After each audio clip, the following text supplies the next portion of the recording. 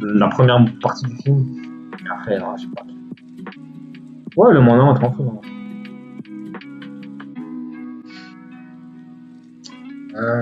Du coup, si vous avez des avis inverses sur le film, n'hésitez pas à m'en faire part. Hein. Du coup, voilà. Attendez, je règle juste un petit truc. Hop. Je suis désolé, on va en parler de The Amazing Spider-Man 2. On va en parler. The Amazing Spider-Man 2. Tellement de choses à dire hein, sur The Amazing Spider-Man 2. Ouais, hop. Directement. Alors, juste avant qu'il lâche ses armures, bah ouais, c'est pas cohérent avec la suite pour les récupérer. Ça n'a pas de sens. Oui, que se passe-t-il? Ah. J'ai entendu The Amazing Spider-Man 2 par ici. Mais c'est vrai, c'est le plus grand fan de The Amazing Spider-Man de l'univers. Hein. Wesh, Mathias, ça va ou quoi?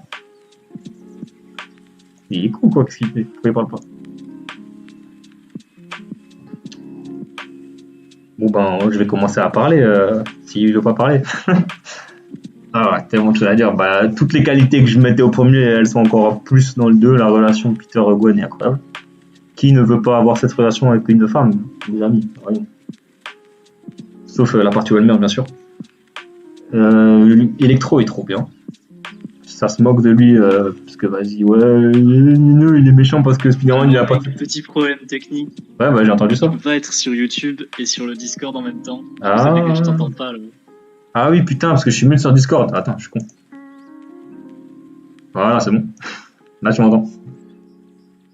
Amazing Bugle. Oh, il y a Marvel Story, attention. Eh oui, il y a Monsieur Amazing Bugle qui est avec nous, qui débarque pour défendre le meilleur film de l'histoire. Bah, mec, je te laisse. Bon, Mathias, tu as 5 minutes. Vas-y. Ah là là, mais je sais même pas par où commencer. Et tu vois, j'avais dit que The Amazing Spider-Man 1, c'était l'histoire d'un gosse qui part en quête de son père et qui finit par se trouver lui-même en la personne du plus grand héros de tous les temps. C'est beau. Et The Amazing Spider-Man 2, c'était... Gros, c'est trop grave. Là, je vais le regarder après. En fait, dès les premières secondes du film, t'as ce plan où tu sors littéralement des rouages de la montre de Richard Parker. Et c'est un signe, histoire de montrer que la thématique du temps, elle va planer sur tous les personnages dans le film. Et si tu regardes, c'est un thème qui va être récurrent dans les quêtes individuelles de chaque personnage. Genre, t'as Harry qui court après la survie de sa maladie, la malédiction de Osborn, et qui pour très cool ça d'ailleurs, hein, qu'ils ont repris dans le jeu. Il est mort devant ses yeux, c'est un peu stressant. Et il y a Menken qui veut le virer d'Oscorp. T'as Gwen, bon bah je vais t'expliquer pourquoi le temps l'a menacé, étant donné que le simple fait de sortir avec Peter, c'est une mise en danger constante qui va faire finir le film en apothéose et en larmes. Et merde, c'est juste fou. Je sais pas, frère. Gros, c'est trop grave. La relation Peter-Gwen, encore une fois, avant que t'arrives, je disais les gens ils se moquent d'Electro parce que vas-y, il est méchant parce que Peter il a posté son anniversaire et tout. Mais en fait, j'ai l'impression qu'il regarde pas bien le film. Genre, le mec il a personne dans sa vie, c'est un moins que rien. Ses collègues de travail lui marchent dessus, ils le tuent carrément. Ses collègues ils le poussent à mourir. C'est ses collègues qui l'ont tué. Hein. Electro, il est trop souvent résumé à We live in a society. We live in a society. Genre mec, le gars il se fait marcher dessus et il a l'opportunité de changer et il n'y arrive pas. Enfin même là, on lui marche dessus quand il essaie de bien faire et tout, parce qu'il contrôle pas ses pouvoirs qui sont terrifiants. Les scènes de combat avec lui sont époustouflantes en termes visuellement déjà aussi. En fait, si tu veux, si Mark Webb s'est intéressé au personnage d'Electro, en premier lieu, c'est parce que De un, il voulait que ses ennemis principaux soient pas trop récurrents avec ceux de la saga de Rémi. Donc forcément, une fois que Rémi il avait fait du Bouffon Vert, du Docteur Octopus, du Venom, les, les plus mythiques avaient déjà été pris. Et en fait, Electro, il pouvait apporter ce truc pour l'univers visuel et sonore du film. Et en fait, c'est Electro qui donne sa direction artistique à The Amazing Spider-Man 2, c'est la partie pop colorée et tout. C'est vrai. Avec, je sais pas, les jeux de lumière, la dubstep, l'électro dans les musiques de Hans Zimmer. Et une fois qu'il est parti sur ce choix de mettre Electro en méchant pour guider la direction artistique du film, en vrai, si tu regardes les comics, à part des trucs genre Le pouvoir au peuple qui date de 2009, il a jamais eu de récit qui vienne le développer à lui vraiment. Oui, bah oui, ouais. Ça n'a jamais été un méchant intéressant de ouf, Electro. Alors que dans The Amazing Spider-Man, si tu regardes un peu. Et en fait, le truc c'est que bon, je dis Mark Webb pour simplifier, t'as capté, c'est comme quand on crache sur John Watts pour cracher sur toute l'équipe de Far From Home. J'ai lâché la bête. C'est la tête pensante. T'as dit quoi? J'ai lâché la bête, il va plus s'arrêter. Non, mais là, attends, juste, puisqu'on parlait d'Electro. Le thème d'Electro. Pour Electro, ils ont tellement. Hein? Le thème d'Electro. Déjà, oui. En fait, ils ont totalement réécrit le personnage parce que Electro, c'est quoi qui le caractérise le plus au fond?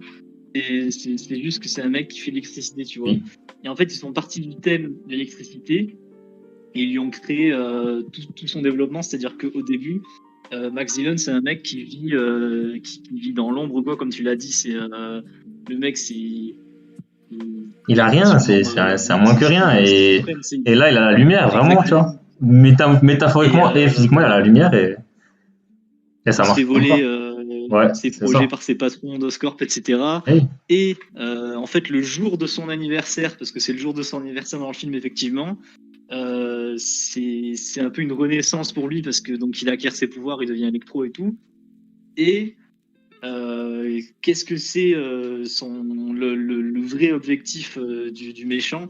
Il le dit à la fin lors du combat final à la centrale, c'est de plonger la ville de New York dans le noir pour que tout le monde voit comment lui il a vu la vie pendant tout ça. Ouais, c'est ça. Et ça, c'est incroyable. Putain, je trouve ça brillant. Ouais, King Dorad, je regrette déjà. Je regrette déjà. T'as dit quoi? King Dorad, il a dit putain, Mathias parle de Tasme 2, on en a pour 2 semaines. Non, mais. J'ai dit ouais, je regrette déjà d'avoir fait intervenir. Mais si tu veux faire un live de 2 heures sur The Amazing Spider-Man 2, là je bégaye parce que je t'ai pas préparé et tout, tu vois. Mais... oui, je sais, t'inquiète. Mais voilà, du coup, voilà, vous comprenez un peu pourquoi je le mets aussi haut. Voilà, encore une fois, la relation de Peter et Gwen est incroyable de A à Z, c'est un truc de fou. Comme je le dis, je le répète, comme je l'ai dit au premier, c'est la meilleure relation love interest de tous les trucs qu'on a là. Et en vrai, ma scène préférée du film, je pense, c'est même pas la mort de Gwen ou le combat contre Electro, c'est le dernier des 3 climax contre le Rhino. Mais bien sûr, j'allais venir. Attends, j'allais venir. Genre, il faut parler du Bouffon Vert un peu aussi. Le Bouffon Vert, il y en a qui se rendent pas compte, c'est un truc de fou. Genre, le mec, il revient, il perd son père, il apprend qu'il est mourant, il est désespéré, c'est normal. Et là, il y a son meilleur pote depuis le primaire qui peut lui sauver la vie, et il lui dit bah non. Et c'est normal que le mec il pète un câble, tu vois. Genre, c'est la dernière personne qu'il a, et même lui il le trahit, tu vois, parce qu'il se fait trahir par Oscorp en même temps, et même son meilleur pote il le trahit. Et ok, visuellement il est un peu particulier comme Bouffon Vert, mais enfin ses motivations, moi je les trouve totalement cohérentes. Genre à sa place, j'aurais pété un câble pareil. Hein. Tu te fais trahir par ton meilleur pote, c'est normal, tu pètes un plomb. Ouais. Après, même visuellement, ils ont essayé de faire un peu un mix de ils ont voulu faire un truc gadget de l'univers 616 et le côté altération physique de 1610. Et en ça, j'aime bien. Ah ouais, il s'inspire pas mal de l'univers Ultimate aussi, quand même. Ouais. Et ouais, les scènes avec Tante May, vraiment, c'est un truc de fou. Genre, la scène où Tante May lui parle dans son lit de son père et tout, c'est incroyable. Et c'est la scène finale. avec Tante May, quand il est déprimé, parce qu'il a perdu Gwen, et Tante May qui essaie de le remotiver, qui lui fait qu'on a compris que Tante May elle sait que c'est Spider-Man et tout. Et quand qu'il réécoute le discours de Gwen, qui prend tout son sens, hein, puisque le discours de Gwen au début du film, elle fait un discours sur on sait pas quand on l'avait fini, quand on sera à court de temps et tout. Et au final, c'est ce qui lui arrive. Il réécoute ça, il s'en rend compte et tout, et machin, et il reprend le costume. Et quand Spider-Man il revient à la fin du film, mais c'est un truc de fou furieux. Bref, c'est un Yonko fort.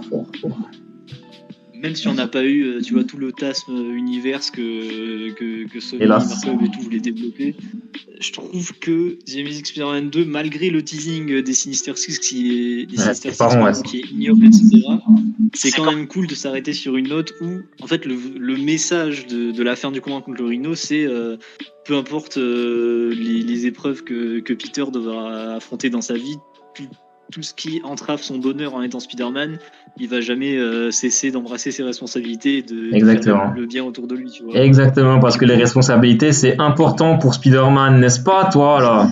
Mais c'est la base absolue, je sais. Bref, merci pour cette petite intervention, Mathias. Mais écoute, je vais repartir noblement dans le chat.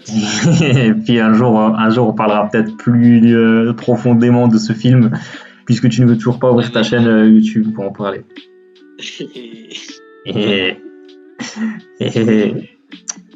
Allez, merci d'être passé. Ciao. Yes. J'étais obligé de le ramener,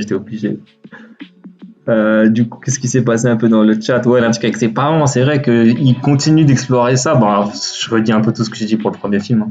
Il continue d'explorer l'intrigue avec les parents et c'est très cool. Et en plus, c'est vraiment dommage parce qu'il y a une scène qui a été coupée où normalement son père était vivant et qu'il se retrouvait et tout. Le Flash Thompson, on n'en parle pas assez, hein, parce que c'était surtout dans le 1. Dans le 2, il n'a qu'une scène, mais enfin, les gars, le Flash Thompson de cet univers, c'était Agent Venom, 100%. Hein.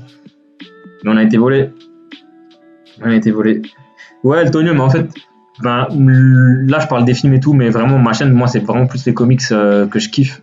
Et que j'ai envie de faire découvrir aux gens, tu vois. De faire découvrir les personnages des comics aux gens qui les connaissent pas, sans pour autant qu'ils aient besoin de tout connaître, et pour qu'ils puissent découvrir et lire des comics. Donc, je sais pas si je vais faire un jour des vraies vidéos sur des films et des lives comme ça, il y a moyen. Et Mathias, c'est le fan absolu, ultime de The Amazing Spider-Man 2. Déjà qu'avant, je kiffais trop le film, il me l'a fait voir encore différemment. Donc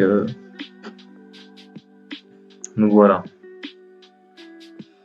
Ouais, il est vachement responsable dans Spider-Man Far From Home Spider-Man, hein, quand il veut pas sauver le monde pour pécho une meuf qui s'en fout de lui. Bref, 4 Fantastiques 2. On va le mettre dans ça va, je pense. Hein. Je l'ai vu qu'une fois, ça fait super longtemps. Mais ouais, non, je me mets dans le mauvais quand même. Galactus et tout, c'était nul. C'était trop dommage. Le retour de Fatalis, il était nul en plus de tout. Et pendant que Mathias y parlait, du coup, j'ai mis tout ça dans pas vu. Parce que ouais, Légion et Gifted, les séries mutantes, je les ai pas vues, ça m'intéresse pas. Agent Carter, je ne l'ai pas vu. Le vieux dessin animé X-Men, j'ai pas vu. Spider-Man Unlimited, là, je crois que c'est ça, hein, je sais même pas ce que c'est. Et ce dessin animé Spider-Man, je ne l'ai pas regardé non plus. Et là, dans Kaka, du coup, c'est Hellstrom. Je l'ai pas vu, mais j'ai décidé de le mettre dans Kaka quand même, hein, parce que voilà. En gros, Hellstrom, c'est qui? C'est le fils de Satan. À ne pas confondre avec Mephisto, c'est pas les mêmes personnes. Et le fils de Satan et sa sœur aussi, je pense que c'est sa sœur Satana, ça. Et c'est des sorciers très puissants, c'est un pote de Doctor Strange. C'est un mec, il est roux torse nu avec un pentagramme de feu sur le torse et des yeux rouges. Bon, là, on voit déjà à l'affiche, il ressemble pas à ça. Et ouais, on m'a résumé un peu la série, ce qui se passe dedans, c'est catastrophique, c'est mauvais de ouf. Donc même si je l'ai pas vu, je sais que c'est du caca. Galactus, c'était une honte, on n'en parle pas. J'ai changé en Fatalis, bien sûr. Bien sûr, faisons comme ça. Gardien de la Galaxie, le 2. Le 2. Est-ce que je le monte encore un peu ou pas? Ah, mais on va en parler de Spider-Man 2. On n'est pas encore venu dessus, mais on va en parler. Il est là, t'inquiète même pas. Hein. C'est Yanis, hein, Freeze FN, non? Reste sur le live jusqu'à ce qu'on parle de Homecoming, si c'est toi, Yanis. Gardien de la Galaxie 2. Ouais, je le mets même dans Incroyable en vrai. C'est la suite parfaite du premier. Les relations entre les personnages sont un peu plus crédibles parce que j'avais beaucoup de mal avec la relation Gamora Star-Lord dans le premier quand même, genre je trouve, enfin ouais, qu'il la kiffe et tout parce que voilà. Mais après il force un peu quand même. Oui c'est ça, c'est une univers parallèle de Spider-Man Unlimited, mais j'ai pas vu. Là j'ai pas trop kiffé le fait que Star-Lord il kiffe que Gamora kiffe Star-Lord. Et le fait qu'ils ont changé les origines de Star-Lord pour en faire le fils d'Ego, c'était assez intéressant. C'est dommage qu'au final ça n'ait pas servi à grand chose en dehors de Guardians of the Galaxy 2. Après Gamora Nebula, ils ont un peu trop exploité ça, c'est dommage. Yondu, incroyable, le personnage de Yondu est fou, sa mort est incroyable. Trop triste. C'est une des plus belles morts du MCU. Et enfin la prévision est arrivée, mais Rocket est trop cool. Après Bébé Groot, ouais j'aime pas trop Bébé Groot. C'est pas Yanis, c'est ce que je pensais. Après Bébé Groot, j'aime pas, je déteste ce personnage. Genre, en fait, j'aime bien Bébé Groot dans le film en lui-même, tu vois, dans le film il me saoule pas et ces scènes elles me font rire. Quand il les aide à s'évader de prison, qu'il ramène n'importe quoi, quand il danse au début et tout, quand il est en robe pour la bombe.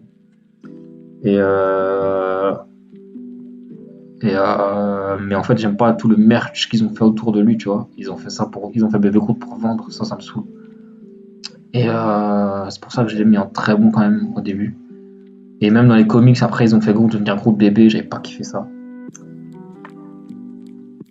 Ouais, en très bon quand j'aime pas trop Bébé Groot, ouais, c'est ça en fait. C'est pour ça que je l'ai mis dans très bon au début. Mais au final, dans le film en lui-même, Bébé Groot me dérange pas tant que ça. Après, c'est cool, à la fin, ça tease, parce que les Gardiens de la Galaxie, à la base, c'est une équipe qui vient du futur, dans 3000. Et dans le MCU, ces personnages originaux de l'an 3000, c'est Yondu, Stakar, Stallone, Vingrams et tout, qui sont à la fin dans la scène post-crédit. Donc ils teasent un truc avec eux, j'espère qu'ils vont aller au bout dans Guardians of the Galaxy 3. Ouais, Stallone dans le film, hop, c'est vrai, Stallone dans le film. Rocket est beaucoup trop cool, mais Rocket c'est un des meilleurs persos du MCU. Bah Frizefen, écoute, je t'invite à regarder la rediffusion parce que j'ai longuement parlé de Far From Home. Je vais pas revenir dessus du coup, mais voilà. Oui, c'est pour expliquer la pierre dans le 1, qui se sent un demi-céleste, Peter, mais c'est dommage qu'ils exploitent pas plus ça dans la suite, quoi. Hulk Agent of Smash, en vrai, j'ai pas tout vu, mais du peu que j'ai vu, c'est pas bien. C'est pas bien du tout, hein. C'est une série en mode ouais, on est trop fort, on casse tout. Ah donc voilà. Voilà. Pour ceux qui connaissent Lyria, petit point sur Twitter, hein, elle a fait un thread encore aujourd'hui sur le fait que Hulk, c'est un personnage triste. Que le Hulk TB qui casse tout ce qu'il veut, c'est être aimé, parce que lui, il aime tout le monde. Cette série n'utilise pas du tout la mythologie de Hulk, elle utilise juste le fait que Hulk, c'est un gros bourrin qui casse tout. Il y a son fils en plus, je vois sur l'affiche, je pense que c'est pas son fils dans la série. Donc, voilà. Defenders. Oui, Deadpool dans caca, puisque c'est un scénario pas cohérent avec le personnage, que c'est mon personnage préféré ever, et qu'il fait que des blagues de scatophile et de sexe, alors que c'est pas le personnage. Un scénario triste et torturé aurait été 1000 fois mieux. Et il méritait. Defenders, ouais non, mauvais. Hein. en vrai, j'ai regardé d'une traite, j'avais kiffé, tu vois. J'avais trouvé ça pas mal, et j'aurais pu le mettre dans bon. Mais avec du recul, maintenant jamais de la vie tu me refais regarder cette série. Donc ouais, c'est pas bien. C'est pas bien. On va vite fait expédier les autres trucs. Bon, Electra je l'ai pas vu mais c'est de la merde. Ça on le sait. Qu'est-ce qu'on peut expédier assez rapidement aussi? Le dessin animé Spider-Man de l'époque, c'est un big classique. Ouais, je le revois mais ils abordaient beaucoup de thèmes des comics, c'était très cool. Je me rappelle d'un épisode avec Venom et Carnage de Iron Man, l'épisode de Spider Slayer, il est incroyable et tout. Donc voilà. New Mutant, je l'ai pas vu, donc je vais quand même pas le mettre dans caca. Il y a Chromic qui a fait une excellente vidéo dessus, je l'ai pas vu, mais je sais que c'est excellent parce que tout ce que fait Chromic c'est excellent et je vais aller regarder après le live. Et je vous conseille vraiment cette chaîne, c'est Chromic, donc comic avec HR entre le C et le O. Et il a fait une super vidéo dessus pour expliquer pourquoi est-ce que ce film est un fiasco et tout. Et c'est juste pour sa vidéo que je le mets pas dans le caca, même si je n'ai pas vu la vidéo de Tobias encore. Alors que Inhumain, que j'ai pas vu, je le mets dans le caca, puisque c'est vraiment de la merde. Et apparemment Miss Marvel va décanoniser cette série en faisant un produit dérivé, donc ça c'est cool. Et Je me rappelle, putain, quand ils ont annoncé cette série avec Ramsay Bolton, là, comment il s'appelle, Iwan Rheon, dans le rôle de Maximus, je me suis dit, on pouvait pas avoir de meilleur casting. Et au final, la série est mauvaise, quoi. Sur TF1 à l'ancienne, Spider-Man, là. Quelle série de fou. Quelle série de fou. Vraiment, quelle série de fou. Runaways, j'ai vu la saison 1. J'ai pas regardé les autres, c'est pas bien, c'est chiant. J'accélère un peu, hein, comme ça. Comme ça, on n'est pas là trop longtemps non plus, quoi. Et après, je pense qu'il y a à discuter un peu sur les trucs suivants. Donc voilà. Ouais, mais moi aussi. Hein. Moi, c'est mon premier contact avec le monde super-héroïque, c'est ce dessin animé-là. C'est ce dessin animé-là, entre Pokémon, Power Rangers et tout sur TF1. C'est via ce dessin animé que j'ai découvert Spider-Man et que j'ai découvert les super-héros. Et c'est à cause de ce dessin animé si je suis ce que je suis aujourd'hui. C'est lui qui a fait de moi un monstre. Est-ce que vous vous rappelez, est-ce qu'il y a des anciens, Eltonio, tu as l'air d'être un ancien quand même, est-ce que vous vous rappelez quand il y avait des clubs vidéo, là, quand on pouvait aller louer des DVD, des cassettes et tout, là? Je sais que ça existe encore, mais chez moi, il n'y en a plus du tout. Et mon père, tout le temps, quand il me cherchait de l'école, il allait louer des DVD là-bas. Et moi, je pouvais louer un truc pour les gosses. Et il y avait une cassette, je crois, ou c'était un DVD, de 3 épisodes avec les Spider Slayer. Et je me butais, je prenais ce DVD une fois par semaine. Et je le regardais tout le temps. C'est le seul qu'il y avait de Spider-Man comme ça, et je le regardais tout le temps. Et big dinguerie. Je l'emmenais chez mes potes, quand j'allais chez mes potes, je l'emmenais pour le regarder avec mes potes. Big dinguerie. Si Ultimate Spider-Man, il est là. Je l'ai pas encore classé parce que j'ai pas mal de trucs à dire dessus. Le dessin animé Spider-Man, ouais. Ouais, Inhuman, ça devait être un film, hein. Ouais, je me rappelle et je suis dégoûté que ça allait pas fait parce que j'adore Flèche Noire, j'aime beaucoup. Comme Carnac et tout. Spidey contre Venom dans la fusée, l'époque de nos grands-pères, les clubs vidéo. De ouf, j'avais les cassettes. Mais oui, Iron Man et Venom. Et Iron Man et Spider-Man contre Venom et Carnage, j'ai vu cet épisode en Italie, les gars. Je les ai vus en Italie quand j'étais en vacances. Je me rappellerai toute ma vie, gros. C'est là que j'ai découvert Carnage et Venom, où j'ai fumé du crâne. Et encore une fois, ce dessin animé, il est super fidèle, puisque au final, quand j'ai découvert les personnages dans les comics, l'origin story, j'avais l'impression de regarder l'épisode. C'est tout pareil, comment ça se passe. Donc, il y avait le super bouffon. Avant le bouffon vert, ouais, c'est vrai. Et ça, c'était pas mal, j'aimais bien le super bouffon. Et moi, j'étais choqué du coup quand j'ai découvert que le super bouffon, enfin le méchant avec la cape orange et tout, c'était pas le bouffon vert. Quand j'ai découvert que c'était un autre mec dans les comics, j'étais choqué d'ailleurs, je me rappelle. Il a conduit un camion. Ouais, Ligue des Justiciers et Teen Titans, j'ai découvert ça un peu plus tard, sur F3X. Qui se rappelle F3X? Putain, il n'y a pas le dessin animé X-Men qui passait sur F3X aussi là. Il y avait le Looney Tunes, Justice League, Batman, X-Men. Le dimanche matin, quelle dinguerie, tu manges des tartines de Nutella devant ça là, c'était la vie de roi. Ça, c'était la vie de roi. Ouais, Kraven et tout. Enfin, ouais, c'était un dessin animé de fou. Hein. J'aimerais bien le revoir en vrai là. Bref, Iron Man 2.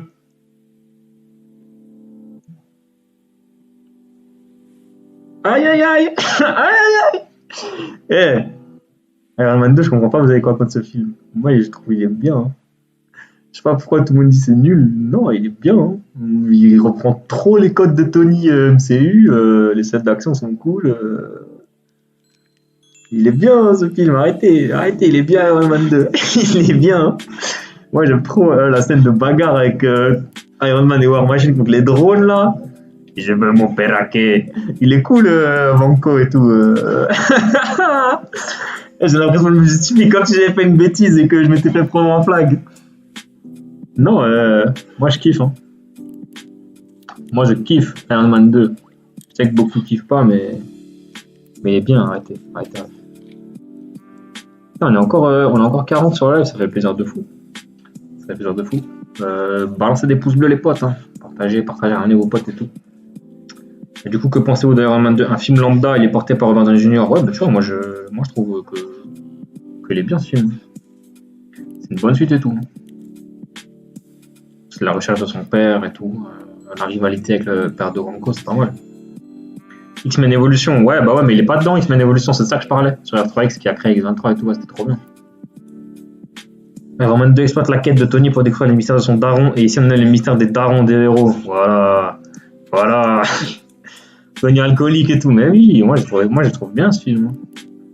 On voit pourquoi autant de gens sont contre, je le trouve... Non, pas non plus, hein, je suis pas là, n'abusons pas. Jessica Jones. Et attendez, je suis en train de constater une dinguerie en fait. J'ai compris en fait pourquoi est-ce que j'avais mis Big 3 et pas Yonko à la base en fait. Parce que j'en avais oublié un, mais en fait il est pas dans la tier list là. C'est criminel ça, monsieur. Ah ouais, il est pas là. Pas là du tout. Je le rajouterai. Je le rajouterai après. Je sais pas comment je ferai, mais je le rajouterai. Très Osef, non, moi je trouve qu'il est bien. Bref. Jessica Jones. Honnêtement, la série mérite d'aller là. Hein. Voire même là. En fait, la saison 3, elle va là. La saison 2, elle va là. Et la saison 1, elle va là. Du coup, en faisant une moyenne, on va le mettre dans ça va. Je sais pas ce que vous avez pensé de Jessica Jones. Ouais. Si j'ai d'accord avec moi direct. La saison 1, elle était trop bien, je trouve. L'enquête était folle et en plus, le méchant Purple Man, il était trop fort. Du coup, à chaque fois qu'elle s'approchait de pouvoir le serrer, ben, elle y arrivait pas. La saison 2, c'est pas bien, j'ai pas aimé du tout. Et la saison 3, je me suis vraiment forcé à regarder, quoi. Insupportable. Insupportable, la saison 3, c'est nul. J'ai dormi en faire trembler les murs, comme mon voisin, là. Non. Ça va pas.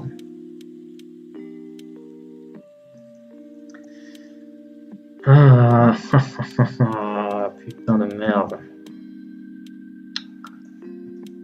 Alors, Ultimate Spider-Man. Ultimate Spider-Man, qui est le 3e dessin animé sur Spider-Man, du coup. Ouais, c'est vrai, c'était trop gênant la scène de Mathéo. Je me rappelle, j'ai regardé ça dans mon salon, moi, à l'époque. J'avais pas de thé dans ma chambre. Et d'un coup, il baisse comme dans un porno, là. Et ma daronne derrière, j'étais là, oula. C'est vraiment très bonne, après, c'est merde. Bah, tout le monde est d'accord, ça va, c'est cool. Ultimate Spider-Man, pourquoi je le mets là? Il y a des bonnes idées en soi dans le dessin animé. Et apparemment, les saisons 3 et 4 sont pas mal, sont bien. Bah en fait, Luke Cage et Jessica Jones, c'est un des couples les plus iconiques de Marvel. Tu vois, ils ont une fille et tout, ils sont mariés encore. C'est un des rares couples qui tient. Mais dans la série, ça pue la merde. Ultimate Spider-Man, du coup, pourquoi je l'ai mis ça en caca? Parce que c'est Deadpool. C'est pas Spider-Man, c'est Deadpool. Le mec qui s'arrête sans arrêt pour parler aux spectateurs. Carrément, il fait comme dans le dessin animé Cusco à l'ancienne, il met pause et il dessine des trucs sur l'écran. Frère, c'est pas Spider-Man ça. Spider-Man, il fait pas ça. C'est Deadpool. Et voilà, donc ça casse les couilles. Et donc ça, je trouve insupportable, du coup, le personnage de Spider-Man dans cette série. Ouais, il y a Agent Venom, mais ça sauve pas la série. Et qu'est-ce que j'aime pas non plus? Luke Cage, Iron Fist et Nova. Bon, après, Nova, c'est Sam Alexander, même s'il a un casque jaune. Ce qu'il n'est pas censé avoir, donc c'est cohérent qu'ils soient ados. Mais Luke Cage et Iron Fist qui sont ados au lycée, c'est de la merde. Et franchement, j'ai vraiment trop de mal avec cette série. J'ai vraiment pas du tout kiffé cette série, surtout quand tu compares les deux séries qu'il y avait avant. J'arrive vraiment pas avec cette série. Je sais qu'il y en a plein qui la kiffent, mais moi, j'arrive pas du tout. Et je sais qu'il y a plein de bonnes idées, il y a plein de personnages assez méconnus. Je sais qu'ils ont fait des épisodes Spider-Verse. Il y a Trog, genre le Trog Renou, il y a Agent Venom, comme ça a été dit. Donc ça, c'est cool en vrai. Il y a un épisode avec Deadpool et le Taskmaster. Donc en vrai, il y a plein de bonnes idées, de bons persos. Mais je peux pas. Je n'y arrive pas. J'y arrive pas du tout. Pas du tout. Briser le 4e mur, on piche. Bah ouais, il faut pas qu'il fasse ça. C'est trop chiant. Le dessin animé Ultimate Spider-Man, il est relou au début avec de l'humour. Les réécritures et Defenders et le Shield. Mais la deuxième moitié est propre. Ouais, bah c'est ce que j'ai cru comprendre. Bref, on passe à la suite. Je pense qu'on n'a pas besoin de débattre dessus. Spider-Verse, hein, ça va là-haut. Ça va là-haut. En fait, je vous cache pas que quand j'avais checké au début la tier list, je l'avais mis dans le GOAT. Parce que je voulais pas mettre deux Spider-Man là-haut. Et qu'après, en y réfléchissant de nouveau avant de faire la tier list, je me suis dit, non, je peux pas mettre que ces trois-là. Le troisième, il est pas encore. Hein. Je peux pas mettre que Endgame, Amazing Spider-Man 2 et l'autre film, parce qu'il y a encore un 4e. Et du coup, j'ai renommé la catégorie Yonko. Puis, je viens de me rendre compte que le 4e film que j'avais oublié, il est pas dedans. Et c'est pour ça que je l'avais pas mis. Et du coup, comme j'ai appelé la catégorie Yonko, il faut quand même en mettre 4. Donc je le mets. Il est clairement aussi bien que Amazing Spider-Man 2, hein, mais je voulais juste pas mettre deux fois le même héros, même si c'est Miles et Peter. Mais voilà, il n'y a rien à dire. Il n'y a rien à dire sur Spider-Verse, à part que c'est parfait. Oscar du meilleur film, quel truc de fou. T'as pas vu la série 3D qui fait suite à Sam Raimi? Quoi? Non, je savais pas que ça existait. Spider, c'est pas de débat. Pourquoi avoir mis Endgame? Ouais, mais Endgame, j'ai longuement débattu dessus aussi, frérot, en fait. Parce que tout est parfait dans ce film. Les persos sont trop bien écrits. Les Thor, c'est incroyable son évolution, même si des gens n'aiment pas. J'ai expliqué pourquoi avant. Les scènes de baston sont incroyables. Le film est trop émouvant du début à la fin. Il est mieux que Infinity War en tout point, je trouve. Et en plus, il ressemble trop à un comics dans sa construction. Donc voilà. J'ai beaucoup plus expliqué pourquoi avant, mais je suis désolé de ne pas revenir dessus. Oscar pas volé, vraiment pas. En plus, il a gagné l'Oscar face à, il me semble, Indestructible 2 et un autre Pixar. Et ça, c'est vraiment fort. La soundtrack, les personnages, les dessins, ouais, vraiment, c'est 10 sur 10. Hein. J'ai trop kiffé. C'est la première fois, que ce soit un dessin animé ou un film, qu'ils exploitent le délire comics. Genre, tu sais, quand ils mettent des cases, des bulles de pensée et tout, trop bien. Les onomatopées dans le film et tout. Je me rappelle, quand j'ai regardé avec ma petite soeur, ça la faisait trop marrer qu'il y avait les onomatopées qui apparaissaient et tout. Et voilà.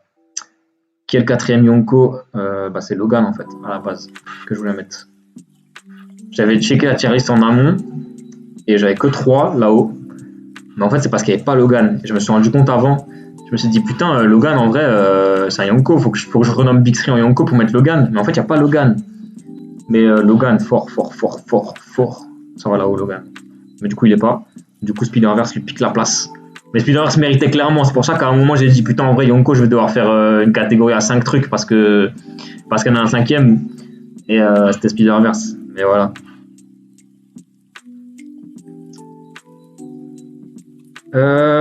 Civil War. Civil War, je le mets dans un croyau. Logan, mais ouais, Logan, c'est un truc de fou. Mais du coup, il est pas dedans. Mais voilà, Logan, c'est parfait. Comme Spider-Verse, je pense que Logan, il n'y a pas de débat. C'est parfait de A à Z. Ouais, pas de discussion, exactement. Mais il est pas dedans, hélas. Ouais, Civil War, je le mets dans un croyau. Voilà, ça s'appelle Civil War, ça n'a de Civil War vraiment que le nom, hein, ça n'a rien à voir avec le comics, mais pourtant le film est trop cool, je trouve. Ça bâche injustement la scène de l'aéroport, alors qu'en vrai la bagarre, la scène d'action elle est vraiment bluffante et tout, c'est vraiment bien maîtrisé. Steve Tony, c'est très bien fait aussi. Introduction de Black Panther et de Spider-Man au top. Non, j'ai pas grand chose à redire sur le film, il est vraiment cool, il est vraiment très très cool, tu t'ennuies pas. Ouais, je comprends ce que tu veux dire, Tricho, War Machine ne meurt pas. Après, il est quand même dans une big armure, mais je pense que justement, en fait, tu voulais pas que le film prenne des proportions aussi graves que Civil War dans le comics, c'est pour ça qu'il meurt pas. Il subit son titre Civil War, clairement. Clairement, il subit son titre. Et c'est dommage. Et c'est dommage que du coup, ça ait donné naissance à Civil War 2 dans les comics pour faire vendre. Mais, Zemo, on le revoit vendredi, mon pote. Zemo, on le revoit vendredi. Et ça fait plaisir, Daniel, t'as acheté quoi, le comics Civil War? Les gars, si vous voulez commencer les comics, hein, je sais ce que je réponds à tout le monde qui vient me demander sur Twitter, c'est Civil War direct. Moi, c'était mon deuxième comics, mon premier c'était un Deadpool. Et t'as pas besoin de connaître les personnages, tu les connais déjà, les personnages principaux grâce au film. Donc tu seras pas perdu. Il y a un début et une fin, c'est pas comme... par exemple, je parle beaucoup de Venom, mais tu peux pas venir lire King in Black, commencer les comics par King in Black, tu peux pas, tu comprendras rien, tu vois. En vrai, Civil War, tu peux commencer par Civil War, tout capter, il y a une fin. Il est ressorti en must-have à 15 balles. Vraiment, si vous voulez vous mettre au comics, Civil War, c'est must-have, hein. C'est parfait. Comme ça, tu découvres des personnages que tu connais en version comics, tu découvres des nouveaux personnages. C'est un événement incroyable, l'histoire elle est géniale. S'il n'y avait pas Annihilation et King in Black, ce serait le meilleur comics que j'ai jamais vu de ma vie. Mais il y a Annihilation et King in Black. Et voilà. Le récit a encore des conséquences aujourd'hui. Ils font encore référence à ça aujourd'hui. Donc voilà. Crossbone est lourd dans le film, ça va. Il est pas incroyable. Je trouve quand même, c'est dommage. Le film d'Ardeville. J'étais dégoûté que Cap ne meure pas à la fin de Civil War. Je pensais qu'il allait mourir aussi en vrai. Mais au final, quand tu vois ce qu'il est devenu dans la suite du MCU, je suis bien content qu'il soit pas mort. Daredevil, j'hésite à le mettre dans nul ou dans caca, tu vois. Je pense que je le mets dans nul. Parce que je sais que beaucoup de gens crachent sur le film et tout. Moi, je l'avais en DVD, je l'ai vu quelques fois du coup. Il y a beaucoup de trucs nuls, hein. Genre le fait qu'il dort dans un cercueil d'eau là, pour plus entendre de trucs, qu'il voit Electra grâce à la pluie, c'est un peu cucu. Mais j'en ai un souvenir assez bon en vrai, genre quand il se bat avec Electra sur le tape-cul, c'est pas mal. La relation qu'il y a avec Happy, qui d'ailleurs, Happy il est joué par Jon Favreau, non? Il est joué par Jon Favreau, par Pete, il me semble. Non, Happy, qu'est-ce que je raconte? Happy et Pete, n'importe quoi. Foggy qui est joué par Jon Favreau, qui joue Happy dans le MCU, et Pete est dans Friends. Ouais, il est pas ouf, mais en vrai, il est pas non plus si nul, il est pas caca, tu vois. Il est pas caca, ça cesse de regarder le Caïd, joué par Michael Clarke Duncan, le grand acteur renois qui a fait la ligne verte là, j'adore cet acteur et il fait un super Caïd et du coup voilà, il est pas non plus caca, tu vois. J'ai jamais vu, ouais, bah le regardez pas. Si vous l'avez pas vu, le regardez pas. Vu que, tu sais, moi à l'époque j'ai vu Daredevil, je connaissais quoi, X-Men 1, 2, 3, Origins, Spider-Man 1, 2, 3, et c'est tout quoi. Et 4 Fantastiques. Mais vous, maintenant que vous connaissez tout ça, si vous regardez Daredevil, vous allez vomir au bout d'une demi-heure, tu vois. Donc ne le regardez pas. Ouais, le cas il était bien, hein. Ouais, je trouve ça critique trop injustement. Guardian of the Galaxy. Ça n'a aucun sens, les gars. Ça n'a aucun sens. Il y a plus de trucs dans GOAT que dans Incroyable ou Très Bon. Ça me termine. Non, j'ai pas envie de le revoir Daredevil. Pas besoin. En vrai, si, je devrais quand même le revoir. Mais j'aimais bien la relation entre Foggy et Matt. Puisqu'ils avaient pris, du coup, Jon Favreau. C'était un Foggy un peu rigolo. Je me rappelle d'une scène où ils sont dans un diner. Et qu'il a la mayonnaise. Il a le sel et le poivre, je crois, en face de lui. Et genre... Foggy les inverse ou c'est les sauces qu'il inverse et au final Matt il s'en bat les couilles, il met quand même la bonne sauce parce qu'il a vu même s'il est aveugle, c'est rigolo. Ouais, il m'en faut peu. Guardian of the Galaxy dans GOAT, bah là encore une fois je pense qu'il n'y a pas trop de débat à avoir, hein. Le film il s'en sort à merveille pour adapter une équipe peu connue du grand public, pas connue du grand public, qui est devenue culte. C'est des mauvaises adaptations. Genre Drax qui est débile, sa mère, Peter Star-Lord là qui est un clown, ça n'a rien à voir avec leur version comics. Pour autant le film est super bien. Pour l'instant le film est pour autant le film est quand même super bien. Les personnages sont quand même super bien même s'ils ressemblent pas du tout à ceux des comics. Le fait que Star-Lord il soit amoureux de Gamora, ça m'a pas dérangé. Genre ça colle avec le personnage qu'ils ont voulu donner à l'écran au MCU. Le fait que Gamora le kiffe dans les suites, ça par contre j'ai pas kiffé. C'est dommage, ça aurait dû rester un amour à sens unique, ça aurait été rigolo. Ouais, le film est très bien, ils introduisent 5 persos en un seul film, sans que ça fasse trop. Les scènes d'action sont terribles, les personnages sont bien écrits, les scènes d'humour sont drôles, rien à dire, le film est vraiment très très bon. Et voilà, ils ont réussi à... Encore une fois, c'est des persos que personne connaissait. Je trouve que c'est plus un challenge que Doctor Strange, tu vois, de mettre un raton laveur qui part, un arbre et ce genre de trucs. Black Panther. Incroyable Black Panther. J'hésite même à le mettre plus haut, tu vois. Mais en vrai, je l'ai revu il n'y a pas si longtemps, il est pas non plus au niveau de ce cas-là, mais il est très très bon. Il est très très bon. Le personnage de Black Panther est trop cool. Le méchant Killmonger, il est incroyable. M'Baku il est trop cool comme perso aussi, Okoye est très cool, Shuri ça va, Martin Freeman là, Bilbon il est cool son perso aussi. Non, il les a pas remis sur le devant de la scène James Gunn, hein. Et ils avaient pas besoin de lui, hein. Ils étaient déjà bien, hein, les Gardiens de la Galaxie. La BO de Gardiens de la Galaxie c'est vrai qu'elle est incroyable, mais le grand public les connaissait pas pour autant, tu vois.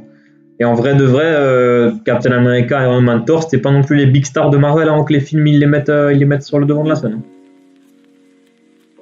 Mais du coup, Black Panther, top. Hein. Après, Black Panther, du coup, on en parlait avant avec Doctor Strange. Black Panther, il se souffle d'un truc, c'est le love interest de merde. Genre, en fait, t'as vu, Iron Man, il n'y avait pas vraiment de love interest dans le 1. D'ailleurs, il baise même une meuf random au début. Captain America, ils ont pris le choix de mettre Cash Peggy. Et Thor, ils ont mis Cash Jane. Ok, c'est bien écrit, c'est des bonnes relations, bien travaillées, ça va. Ouais, l'identité visuelle et la BO de Black Panther, c'est incroyable. Ça, je ne nie pas. Mais tu vois, comme dans Doctor Strange, ils te mettent une meuf. Donc dans Doctor Strange, c'est Christine Palmer, dans Black Panther, c'est Nakia. Des meufs dont on n'a rien à foutre, que tu n'y crois pas une seule seconde, l'histoire d'amour avec le personnage, et ça sert à rien, tu vois. Et genre vraiment, l'histoire d'amour entre Strange et Palmer apporte rien au film. L'histoire d'amour entre T'Challa et Nakia apporte que dalle au film. Il y a encore moins de scènes entre eux en tant que couple que dans Doctor Strange. Donc vraiment inutile. Black Panther, je trouve surcoté. Non, Black Panther, il est quand même vraiment bien, les gars. Après, ouais, je le mets pas dans le GOAT quand même, parce qu'il y a quand même, il est pas au niveau de ce que j'ai mis au-dessus. Mais voilà.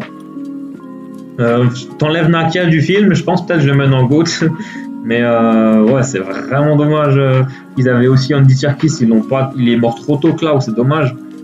Mais ouais, Nakia, frère, non, c'est naze, hein. C'est vraiment naze.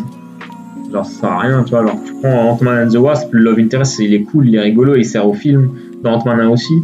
Dans Doctor Strange, il sert à rien. Dans les Spider-Man du MCU, Liz, oui. MJ, non. Pepper, oui. Captain et trucs, ouais. Même avec Peggy, hein, c'est intéressant. Enfin, avec Sharon, c'est intéressant dans Captain America 2. Mais dans Captain Marvel, heureusement qu'il n'y en a pas. Après, ça aurait été un peu contraire à ce que le film voulait montrer s'il y en avait un. Et dans Daredevil, c'est pareil, tu vois, ça sert à rien. Ils aiment trop faire ça, je sais pas pourquoi. Je sais pas pourquoi ils font ça. Spider-Man Homecoming. Alors, après avoir autant craché sur Spider-Man Far From Home, où vais-je placer Spider-Man Homecoming? Je parle très mal de Spider-Man du MCU sur Twitter et tout. Alors, l'écriture de Spider-Man dans ce film, elle est pas désastreuse, mais elle est pas non plus super, tu vois. Il y a beaucoup de choses qui vont pas avec le personnage, comme il y a pas mal de choses qui vont bien. Mais globalement, en fait, dans ce film, il apprend les responsabilités, donc c'est plutôt cool. C'est chiant qu'il n'y ait pas Oncle Ben, mais c'est un seul film, donc ça passe encore à la limite, je trouve. La relation avec Iron Man dans ce film-là, elle est bien. Dans les films qui suivent, ça devient trop. Surtout dans Far From Home, qui est un film Spider-Man qui tourne plus autour d'Iron Man au final. La relation avec Liz, elle est cool, parce que voilà, c'est un peu le mec, un peu le bolos du lycée, Peter, et il en kiffe sur la meuf un peu plus belle du lycée, donc ça va, tu vois, ça sert au film, là. Shocker, c'est chiant. Mais en fait, le problème, c'est que ils ont fait un clin d'œil à Spectacular Spider-Man, en fait, avec le Shocker, tu vois. Alors, dans Spectacular Spider-Man, le mec qui devient Shocker, c'est Montana. Les exécuteurs, c'est pas Herman Schultz. Et là, le premier Shocker de Homecoming qui a le costume, il a le nom de Montana. Et après, c'est Herman Schultz qui devient le Shocker. Et Herman Schultz, du coup, il a pas le costume, mais c'est un peu dommage. Il utilise même pas le truc pour faire des ondes de choc. Mais après, il y avait le Shocker au cinéma, donc je suis quand même content, même s'il est pas fou non plus. Le film, il tourne autour d'Iron Man, quand même, tu vois. Alors, c'est un méchant qui veut se venger de ce que les Vengeurs, ils ont fait et tout. Mais pour autant, c'est un film Spider-Man, contrairement à Far From Home, encore une fois. Et malgré ça, tu vois, il y a des bonnes qualités dans le film. Michelle, elle est pas insupportable et incohérente comme dans Far From Home. Ganki, il est cool, bah c'est Ganki quoi. Donc Ganki, peu importe les versions, il est cool.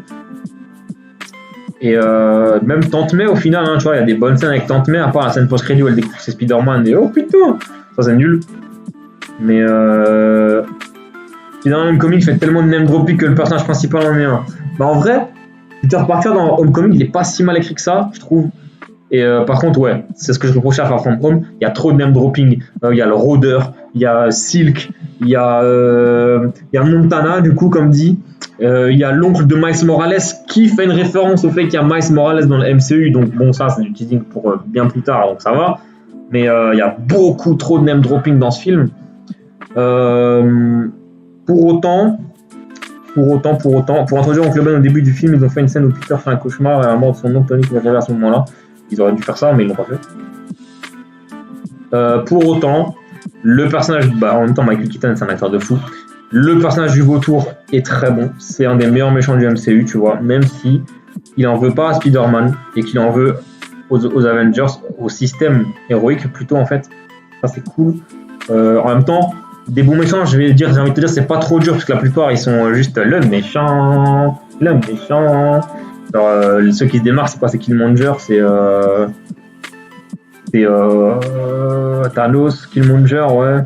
Un peu Loki à la limite. Et c'est tout quoi. On manque dans un point, mais voilà. Et ouais, c'est une Dimonar qui vont la recast, bien joué ça. Et le vautour, c'est un vrai méchant avec un vrai but, il est vraiment intéressant, c'est vraiment des meilleurs méchants du MCU. Comme dit, c'est pas dur, mais ça veut pas dire que c'est juste un bon méchant, c'est vraiment un très bon méchant, je trouve. Et la scène, ça j'ai trop kiffé, tu vois. Là, le MCU, à partir de Homecoming, ils ont commencé à prendre à contre-pied les lecteurs de comics qui connaissent un peu tout, un peu comme moi, tu vois. Genre, je m'attendais à dans Captain Marvel que Marvel soit Jude Law. Et au final, d'un coup, on sort que la vieille, c'est Marvel et que Jude Law, c'est Yohan Rogue. Ça, tu le vois pas venir en tant que lecteur de comics. En tant que spectateur lambda, tu le vois pas venir non plus. Lambda, tu le vois pas venir. Mais en tant que lecteur de comics, du coup, ça te surprend aussi. Donc, c'est plutôt cool. Et dans le comics, ce qui surprend de ouf, c'est qu'en fait, tu vois Liz. T'es en mode, c'est Liz Allan. Et à aucun moment dans le film, en plus, vraiment, tu peux te dire c'est Liz Toombs. Et quand tu découvres que son daron, c'est le vautour, et la scène dans la voiture, c'est un truc de fou. Ouais, Zemo, c'est vrai, Zemo, bien joué, bien vu. C'est vrai que j'en oublie un, Zemo. C'est vraiment les 4 meilleurs méchants du MCU, c'est Zemo, Killmonger, Thanos et le vautour. Et la scène de la voiture est très très bonne. Et malgré que tu ressens pas trop la vibe Spider-Man parce qu'il se balance pas dans sa toile et tout, il fait des trucs pas trop Spider-Manesques, mais ça va comparé à Infinity War, Endgame et surtout Far From Home. Bref, je le mets dans bon, tu vois, parce que c'est le genre de film, je peux le regarder sans trop de soucis, alors que Far From Home, vraiment, je le regarde du bloc des boutons, quoi. Il est pas nul, Spider-Man Homecoming, il est vraiment pas nul, donc voilà. Je sais pas ce que vous en pensez, du coup, vous avez, grosso modo, ça a dit que le vautour est un bon méchant. Mais ouais, Mathias, il kiffe pas Homecoming, ça je sais. En vrai, Homecoming, ça va. Hein. Homecoming, ça va. Bah, il peut conduire une voiture, après, c'est vrai que t'es Spider-Man, balance-toi, mon pote. Mais même la scène, tu vois, au début, quand ils font la fête, et que, ouais, hein, je sais que les gens, ils s'attendent à ce que je le mette plus bas, en vrai. En vrai, il est pas nul celui-là, c'est vraiment Far From Home qui pue à merde. Mais Homecoming, ça va, en vrai. Homecoming, est même, bah, bon, il est bon, quoi. Mais genre, ouais, la scène au début, quand avec Ganky, ils vont à la fête chez Liz, et que c'est en mode mec, vas-y, fais genre qu'on connaît Spider-Man et tout, fais-le venir, et qu'au début, il allait venir, et qu'au final, il y a une urgence et qu'il doit se barrer, ça fait vraiment très Spider-Man, je trouve. Donc c'est cool. T'inquiète, Mathias, on a bientôt fini à regarder la suite.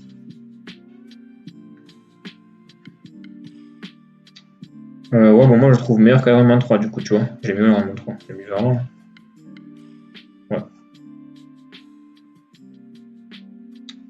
Homecoming il était bien, hein. Et Spider-Man dans Civil War il est parfait, hein. Mais après ils ont décidé de l'écrire comme de la merde et ça donnait Far From Home. J'espère toujours qu'ils vont se rattraper dans No Way Home là, mais j'y crois pas quoi. Ouais voilà, tu vois Mathias c'est d'accord aussi. Donc. Hulk, l'incroyable Hulk, bam regarde déjà, boum direct, très bien. Voilà, maintenant qu'est-ce qu'il y a les gars? Ce film il est trop bien, il est trop bien ce film. Je comprends pas. Pour moi, c'est dans les. Bah voilà, ça se voit, il est dans les meilleurs du MCU. Hein. Genre. Frère. Tu vois, même, je le mets au-dessus de Iron Man 2 et je le mets au-dessus de Ant-Man 2, tu vois. Mais vraiment, il est incroyable. Hulk est trop bien. Je suis dégoûté qu'Edward Norton n'ait pas continué à cause des conditions de tournage chaotiques du film. Mais le film, il est vraiment cool. Il développe bien Hulk. Les méchants, là, l'abomination, l'armée, Ross, tout, c'est cool. Les scènes avec Hulk, elles sont vraiment bonnes. Le film il est cool, franchement. Si ça fait longtemps que vous l'avez pas vu, regardez-le et vous allez voir que le film il est vraiment cool. Hein, ouais, après le film il fait beaucoup de name dropping. Je pense que c'était pour teaser, tu vois, parce qu'effectivement dans le film on te name drop le leader, on te name drop Rick Jones, il me semble. Bah voilà, il y a Blonsky. Et au final il n'y a rien qui suit derrière. C'est dommage, mais l'abomination est toujours vivant et il me semble qu'on va le revoir bientôt. Il y avait des rumeurs et tout. Edward Norton, incroyable acteur. Et je me demande, tu vois, si on avait gardé Edward Norton, est-ce que Hulk serait devenu un rigolo comme ça? Je pense pas, tu vois. Je pense que c'est Mark Ruffalo qui a fait que Hulk soit devenu un rigolo. Mais je pense qu'on avait gardé Edward Norton, on aurait gardé un Hulk sérieux et très intelligent. Bon, il est quand même très intelligent dans le MCU, Hulk, mais... Stearns, j'y crois moyen. Mais Blonsky, je pense qu'on va le revoir. Apparemment, on va le revoir. Enfin, après Stearns, il y a moyen qu'on l'ait dans Miss Hulk, donc... Ouais, Doc Samson, voilà, c'est ça, Doc, c'est ça. Il y a Doc Samson. Et du coup, c'est dommage qu'on n'ait pas tous ces personnages qui arrivent plus tard. Même Betty, qui est jamais réapparue, tu vois, on a eu le Général Ross qui est revenu, on espère qu'il va devenir le Rougeau, un de ces quatre. Mais voilà. Oh, tiens. Mais qui est là? Le 4e Yonko. À la base, ça devait être Infinity War, enfin Endgame, Phasm 2, Winter Soldier et Logan. Et comme dit New Generation, enfin Spider-Verse, il était pas dedans juste parce que je voulais pas mettre deux Spider-Man. Mais comme il n'y a pas Logan, je mets Spider-Verse dedans, même s'il méritait clairement sa place, même s'il y avait Logan. Hein. Ouais, quand il saute de l'hélico, incroyable. Et j'ai envie de regarder trop de films là. Winter Soldier, voilà. Le film est incroyable.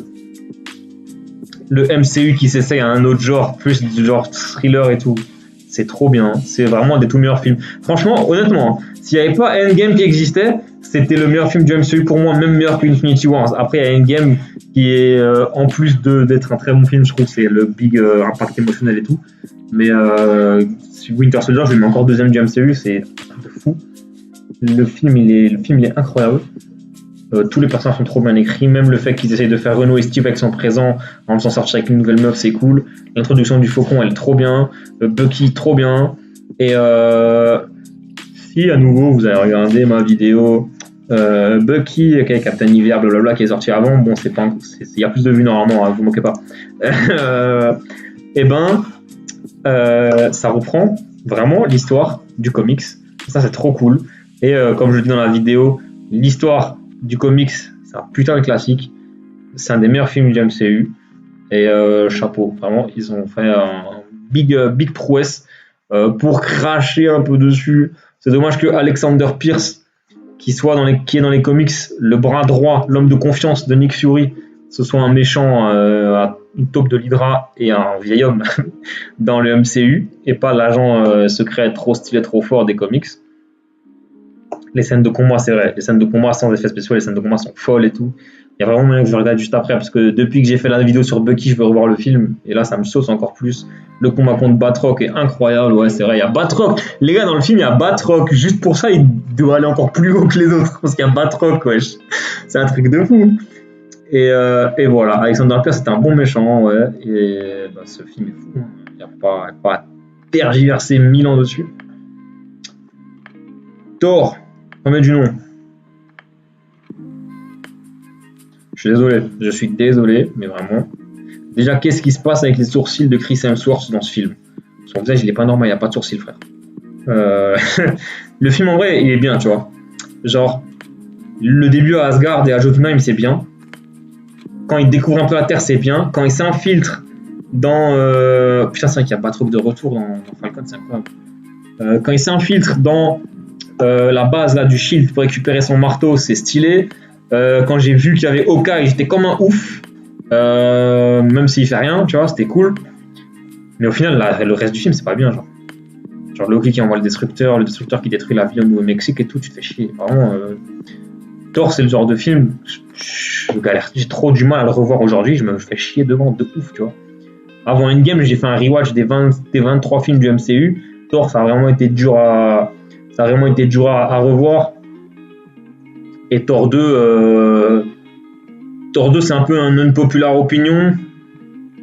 Je le mets dans ça va juste pour les scènes avec Loki quand ils sont contre Malekith.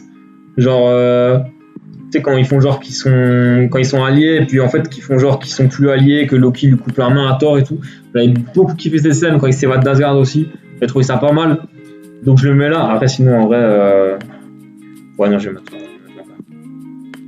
Même s'il y a cette scène qui est bien, vas-y, je le mets en premier, on va dire. Même s'il y a cette scène, ça va pas du tout. Thor et Thor 2, c'est un miracle qu'on ait Ragnarok. Hein. Et malgré ces deux films, Thor, ça arrive quand même à être le meilleur perso du MCU, et ça, c'est fort. Et ça, c'est fort de ouf. Allez, la brochette de Spider-Man. Bah ouais, hein. Bah ça, je le mets dans le mauvais, je suis désolé. Hein. Là, je vais en décevoir plus d'un, je pense, je sais pas. Mais ça, j'aime pas. Hein. Quand j'étais petit, je kiffais, parce que vas-y, l'homme, ça lui avait Venom et tout. Quand tu grandis, que tu commences à comprendre ce que tu regardes, ouais, tu kiffes plus. Hein. Genre, vraiment. Vraiment, non, frérot, non. J'aime pas ce film. Mary Jane est insupportable. Peter, ça va plus. Venom, vas-y, il est dégueulasse. L'homme sable, il est cool. Non, ouais, vas-y, je vais mettre dans ça va. Mais. C'est chaud. C'est chaud, c'est chaud, c'est chaud.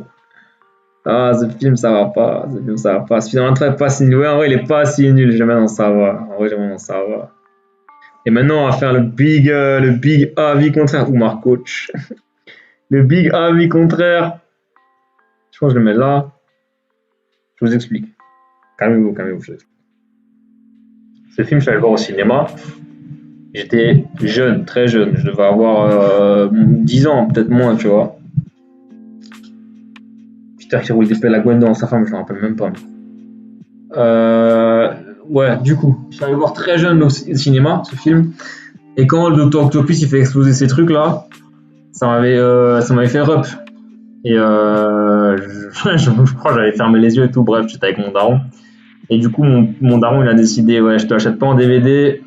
Tu regardes plus ce film et tout, il t'a fait peur, machin, blablabla. Et du coup, je l'ai pas revu pendant très longtemps.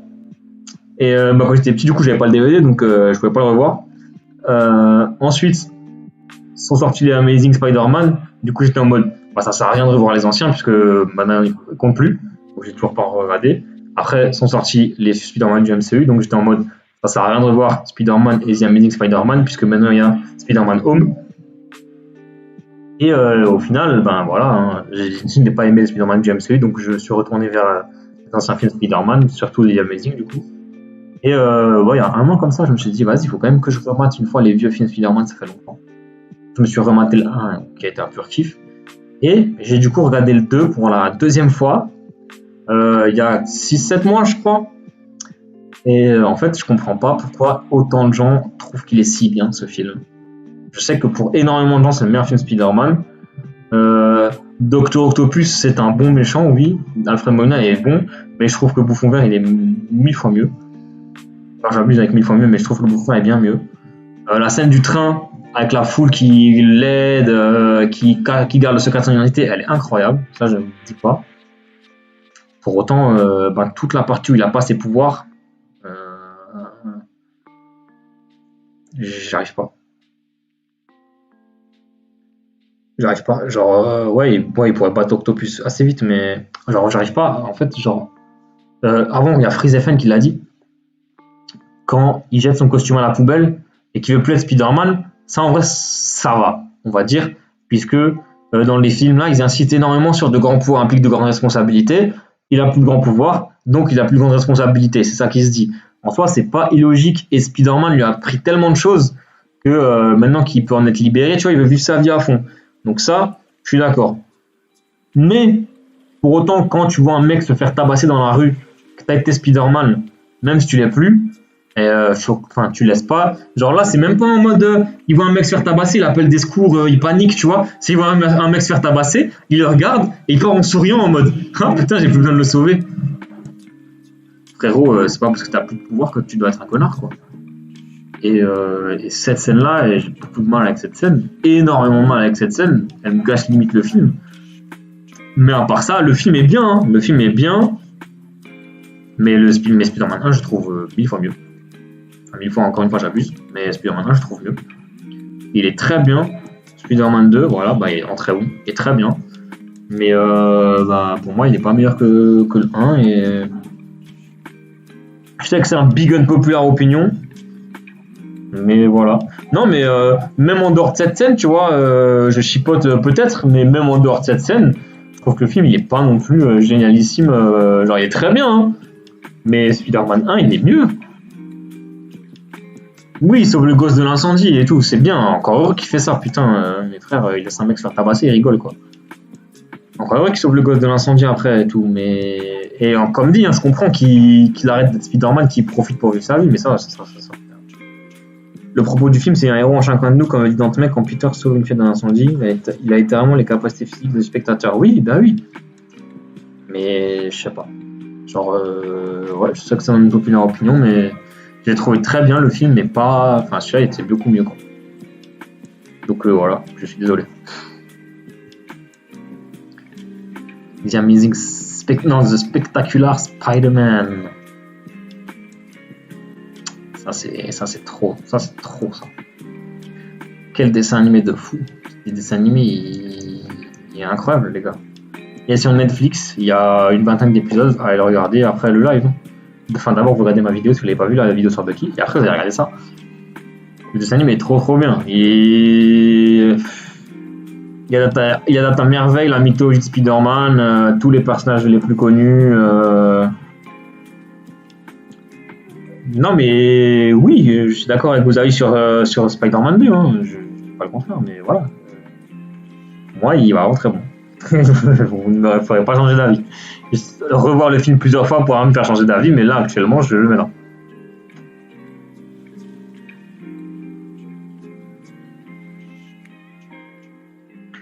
Et du coup, bah ouais, Spectacular Spider-Man, trop bien. Tous les personnages incontournables, on va dire, de Spider-Man sont là. Ils essaient des nouveaux trucs, avec l'identité du Bouffon Vert notamment, avec la relation avec Eddie Brock, la relation avec Gwen et MJ, il y a une espèce de quatuor, de quintet amoureux même, et c'est vraiment cool. Je suis mort, Mathias, qui sévit dans la modération. Mais ouais, super générique. Bah, tu as des jeux Marvel, frérot. J'ai pas joué à beaucoup, tu vois, à part mettre Ultimate Alliance au sommet, parce que c'est le jeu qui m'a fait découvrir Deadpool et vraiment tous les personnages Marvel et mettre le jeu Avengers en dessous de caca. Je pourrais pas. Après, je peux regarder, on pourrait se faire ça, parce que je pense qu'il y aura des césures entre les autres séries, mais voilà. Et du coup, ben, pareil, Avengers Earth's Mightiest Heroes. Je vous avais dit que c'était n'importe quoi qu'elle allait avoir plus de goût que d'un Crow, c'était sûr. Avengers Earth's Mightiest Heroes. Alors, il y a le meilleur générique de la Terre, son générique qui rivalise avec les génériques de Pokémon et de Power Rangers, c'est un truc de fou. Le dessin animé est trop bien. Pourquoi il est trop bien? Parce qu'il reprend les plus grands arcs des Avengers. Genre, déjà, ça commence, il y a un épisode par Avengers avant qu'ils forment l'équipe.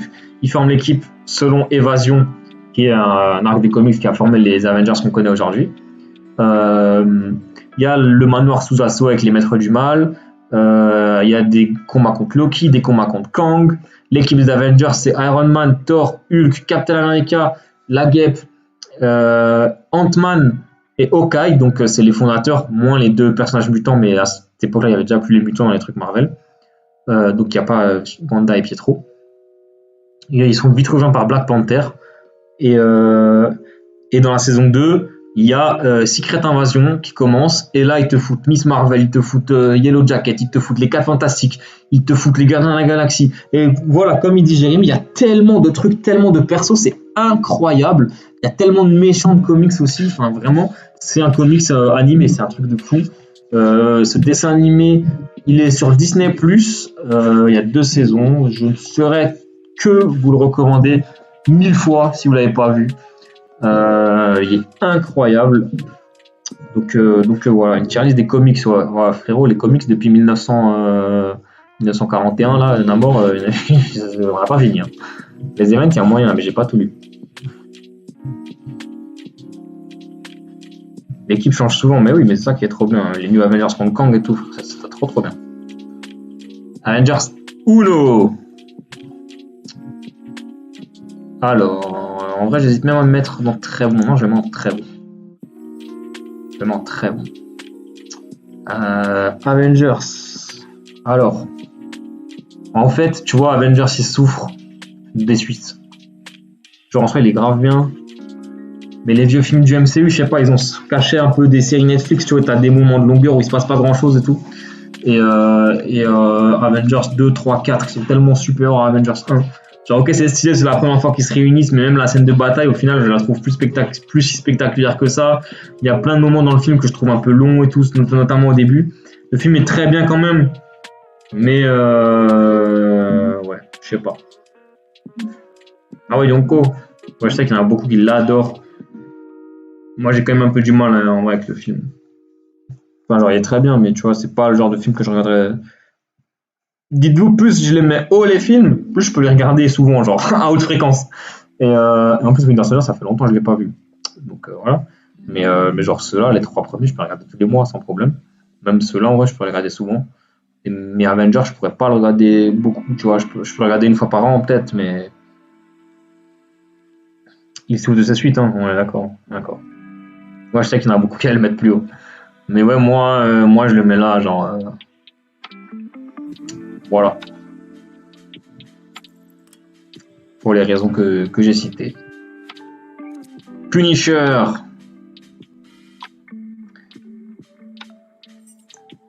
Alors, c'est un de mes personnages préférés des comics, le Punisher. La série est bien, la série est vraiment bien. Mais voilà, en fait, syndrome Netflix, trop de longueur, c'est trop dommage. La série pourrait être vraiment géniale, mais il y a trop de longueur, il y a trop de passages où tu te fais chier, où il se passe rien.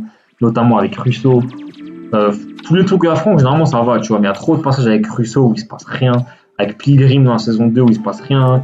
Madani, on n'en parle même pas, comment elle casse les couilles. Et puis c'est un peu dommage, au final, c'est une série Punisher. T'attends beaucoup plus de violence, de fusillade, hein, parce que les comics du Punisher, frère, si vous n'en avez jamais lu, les comics du Punisher, je peux même pas décrire ça à quel point c'est violent, c'est de la violence gratuite. C'est que il y a 24 pages par issue, c'est 20 pages où il fait que démembrer des gars, les fusiller, les buter de manière que tu pourrais jamais penser à buter des gens comme ça. C'est une violence inouïe. Et au final, il y a très peu de ça dans la série. Après, il faut que ça reste au public, c'est Netflix. Mais ouais, il a marqué une révolution à Avengers, ouais, ça c'est clair par contre. Mais voilà. Ouais, l'acteur il porte la série à lui tout seul, vraiment. Ça c'est très très vrai. J'espère vraiment que, comme Charlie Cox, il saura avoir une nouvelle chance de la part du MCU qui pourra revenir. Mais Rosenberg sur le Punisher, incroyable, oui. Mais du coup, ben ouais, la série elle souffre du syndrome Netflix, quoi. Trop de longueur, de moments chiants où il se passe pas grand chose et c'est dommage parce que sans ça, ça pourrait aller facile dans Incroyable. Donc ça, c'est un peu dommage. Wolverine 2. Je sais pas. Je l'ai vu au cinéma, je l'ai jamais revu après. Donc, bon, Annihilation Secours, je sais pas non plus, c'est sympathique, mais il souffre de son nom, on va dire, quoi. Ça s'appellerait pas Annihilation, ça s'appellerait juste Le Fléau, tu vois. Ça aurait pu être considéré comme mieux, mais comparé à Annihilation et Conquest, quand même, ça fait un chouïa pas le figure, mais ça reste bien. X-Men de Rosenberg, par contre, ça c'est incroyable, j'attends fort le Deluxe. Thunderbolt, incroyable, King and Black Thunderbolt. Mais bref, The Wolverine, là, Wolverine 2, Combat de l'immortel, je le mets en ça va, parce que je l'ai vu au cinéma, je l'ai pas revu depuis, et en vrai, bon, ça va, quoi. c'est un film, il est pas si nul que ça, il est pas exceptionnel. J'en garde un souvenir sympatoche, donc ça va. X-Men Day of Future Past, là je vais me faire des ennemis de nouveau. Hein. Je vais mettre en caca. J'ai détesté ce film. Genre en fait, je devais aller avec des potes voir Godzilla, je crois. On arrive au cinéma. Godzilla il est en 3D, faut payer plus cher, on n'a pas les lunettes et tout, donc on n'y va pas. Et ils disent venez on va voir X-Men. Moi je suis en mode putain non, X-Men je dois aller le voir samedi avec d'autres potes et tout. Et au final moi je pouvais pas rentrer comme je voulais parce que j'avais pas le permis à l'époque et tout, j'habitais loin. Donc je suis allé voir X-Men Day of Future Past en me disant bon c'est pas grave, si autant de le voir samedi, de toute façon c'est X-Men c'est bien. J'ai détesté le film et je suis retourné le voir 2 jours après. Quelle purge. Non frère, ce film il est pas bien, il est pas cohérent. Déjà dans les bandes annonces, on te vend Solar, Warpath, Blink, ils meurent dans les 5 premières minutes et tu les revois pas avant les 5 dernières minutes du film, alors que toutes les bandes annonces sont basées sur eux. J'avais le démon, ok, je voulais voir Blink et Solar, moi j'en ai rien à foutre de encore Wolverine et Mystique, frère. Mystique dans le film j'aime pas son personnage du tout. Ça n'a aucun sens que Kitty Pryde qui peut traverser les murs en foutant ses doigts dans le cerveau de Wolverine et l'envoie dans le passé. Pourquoi ? Ça n'a pas de sens. Et en plus dans les comics c'est elle qui est envoyée dans le passé, justement c'est Jean Grey qui envoie elle dans le passé. Bishop il sert à rien, pareil ils avaient trop de teasing sur Bishop sert à rien, alors que Day of Future Past ça se base justement sur Bishop normalement. Xavier et Magneto, what the fuck les gars, genre Xavier était mort, Magneto il avait plus de pouvoir. À la fin de Wolverine 2, ils reviennent les deux en pleine santé avec leur pouvoir. On te l'explique jamais. On t'explique jamais comment ils ont récupéré leur pouvoir. Et ça, c'est un gros défaut du film pour moi aussi. Et bah non, le film en fait c'est Wolverine 3. Hein, genre il y a que Wolverine dedans. Et les sentinelles ne sont pas crédibles une seule seconde. Bolivar Trask, il est inutile aussi. Non, j'ai vraiment pas kiffé ce film. La deuxième séance était horrible, frérot. La deuxième séance était horrible. Les 80 minutes sont bien quand ils veulent réécrire l'histoire des X-Men et après c'est nul, ouais. C'est Rachel qui envoie. Oui, bah oui, c'est Rachel qui envoie Kitty dans le passé. Mais là, ça va pas. Oui, j'ai dit Jean, ouais, c'est vrai. Mais c'est Rachel, oui. Et par contre, X-Men 1, je mets dans le bon, parce que j'ai pas tant de choses à dire que ça dessus. Ça fait longtemps que je l'ai pas vu. Moi, je garde un souvenir pas trop mauvais. Quand on découvre Wolverine au Canada et tout avec Malicia, c'est pas mal. Quand on découvre l'Institut et tout, c'est cool. La confrérie des mauvais mutants qui est un peu en retrait, c'est dommage. Un peu dégueulasse quand il transforme le sénateur Kelly en mutant. Mais ouais, j'en garde plutôt un bon souvenir, donc bon. Là, on va arriver au moment compliqué.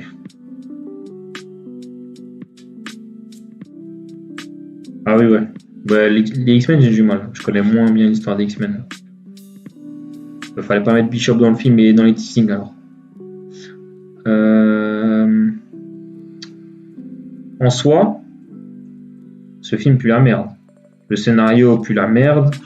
Les personnages puent la merde. Ils ont massacré Deadpool dedans et tout. Mais je l'ai beaucoup regardé quand j'étais gosse, ado. Et je le kiffe bien quand même. Genre, c'était un peu un plaisir coupable, tu vois. Bon, ça fait au moins 10 ans que je l'ai pas revu, tu vois. Donc ça se trouve, je le détesterais. Mais tu mets de côté le scénario et tout. Je sais pas, j'aimais bien, moi, avec Wolverine qui coupait des trucs et tout. Le début avec Dansar, c'est pas mal. Ouais, il n'y a aucun développement des X-Men, ça c'est vraiment dommage. Du coup, je le mets en bon. X-Men Origins Wolverine, parce que j'avais bien regardé et tout. Mais en vrai, le film il pue la merde, hein, il mérite le caca, mais voilà. Et je l'ai gardé pour la fin exprès. WandaVision. Incroyable, fort. Hein. Ah, c'est Coxis, ok. Ok.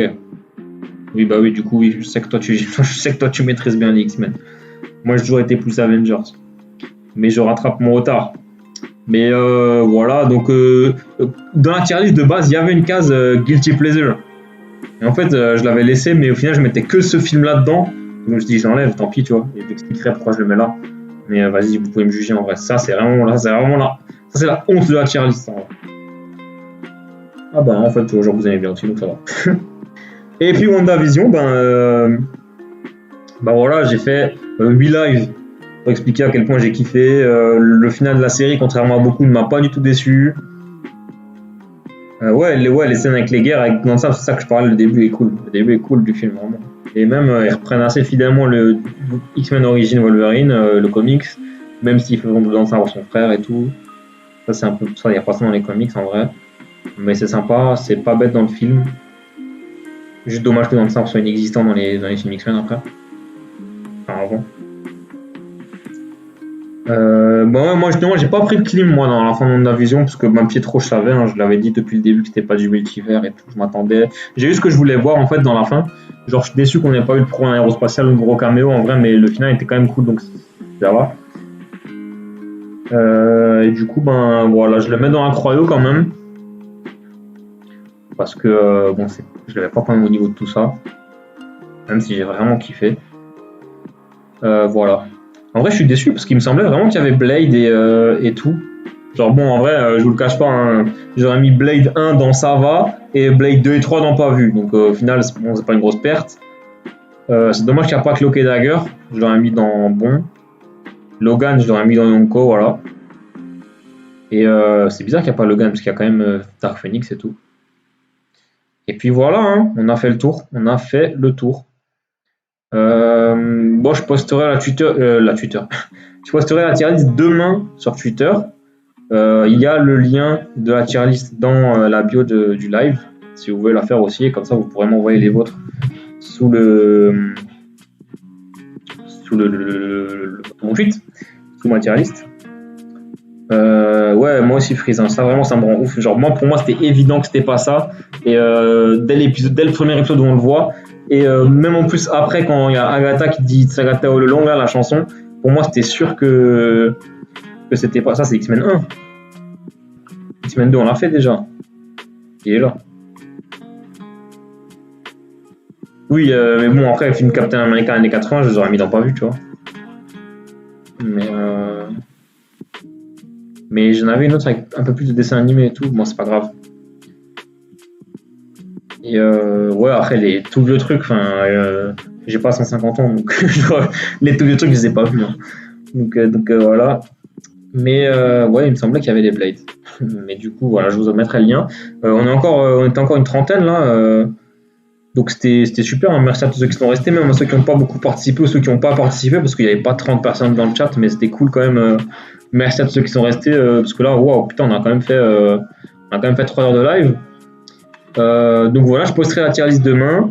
N'oubliez pas les amigos, il y a une vidéo sur Bucky qui est sortie sur la chaîne. Voilà, hop, elle est là, Bucky, Captain Hiver.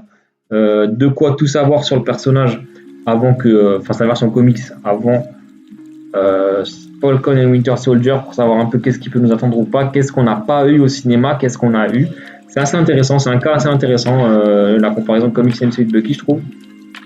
Et puis voilà, hein, j'ai bien envie d'aller me mater un petit film du MCU là, un petit Captain America.